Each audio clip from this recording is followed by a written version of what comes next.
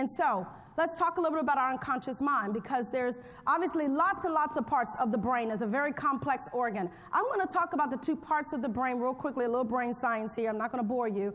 But it's important to know the parts of our brain that help us to make these decisions, but that also house our biases. So there's this part of the brain called the amygdala. The amygdala is where scientists have identified this as the fast brain. The fast brain is where the unconscious is, right? These are things that we've been taught over and over and over and over and over and over and over again throughout our life, and that as a result of today, if you're over 30, over 40, over 50, you are the sum total of all of your background, all of your learned rules, all of your experiences. So it's our unconscious. This is where we quickly process information. We quickly make decisions. It's critical for our survival, but it's also where all of our biases are held. Then there's the part of the brain that's the prefrontal neocortex. The prefrontal neocortex is where actually what scientists say it is the conscious part of our brain, but it's the slower part, meaning this is the central processing unit of our brain. This is where we are critical in our thinking. We're much more analytical in our thinking. We slow down, we pause, we reflect, we're more aware and conscientious. And this is what scientists say we need to make our decisions in our slow brain, in our prefrontal neocortex, not as much in our fast brain. Now, why do we need our fast brain? Because it does help us quickly navigate through life. When we got to make quick snap decisions. You see a bear, you don't need to stop, slow down, think about it, process, reflect, analyze. You don't need to do all of that. You just need to run and bob and weave, right? Run and bob and weave. When there's a fire, we've been taught, right? Stop, drop, and roll. You need to quickly react. That's what we need our fast brain for. If you step out in the middle of the street, although early on we've been taught, look both ways before crossing the street. So we know that our fast brain helps us be protected from danger, things that are not safe.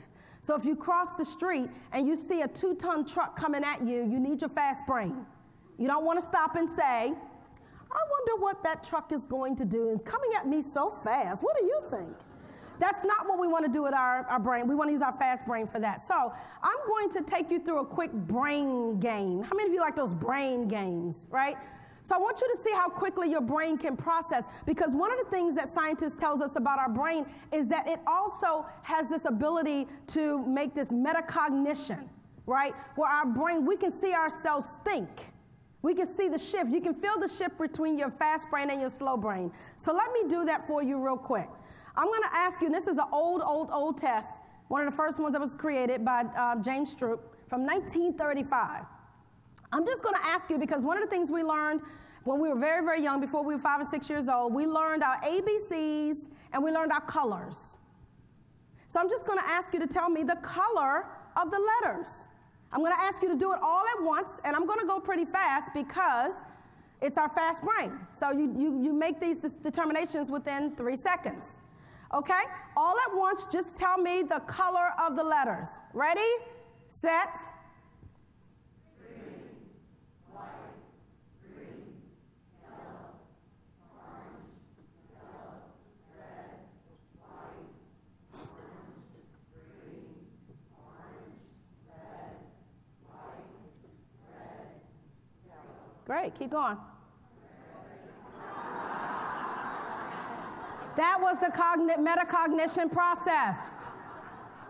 You immediately, within 3 seconds, your brain stopped. Immediately, that was a pause. That was your metacognition process, where you had to immediately switch from your from your fast brain over to the slow. See, the first slide was easy because you didn't have words and letters together, right? The letters to make up a word. The second slide, your brain had to process. Okay, she said, tell us the word and the color of the letters, but you were saying a word that you understood. So your brain had to make that shift. That's how it should shift when we've got to make these critical decisions that can impact others.